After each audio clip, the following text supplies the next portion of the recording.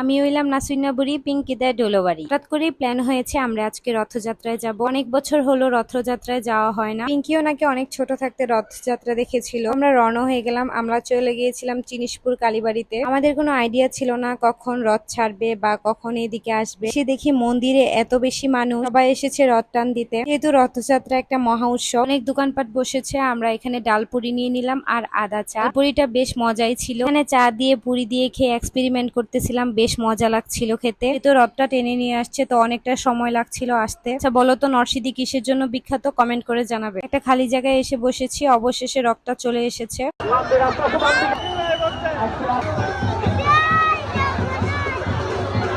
তো এত ভক্ত ছিল, প্রচুর মানুষ হয়েছে দেখে চলে এসেছি আমার পরিচিত এক্সপোর্টের দোকানে। এখান থেকে অনেক গেঞ্জি প্যান্ট কিনে আমরা চলে গেছি গোল্ডের দোকানে। নূপুর অর্ডার করেছিলাম, ওইটাই নিয়ে এসে চলে গিয়েছি বাচ্চা হোটেলে। ঘোরাঘুরি করে আমাদের অনেকটা রাত্র হয়ে গিয়ে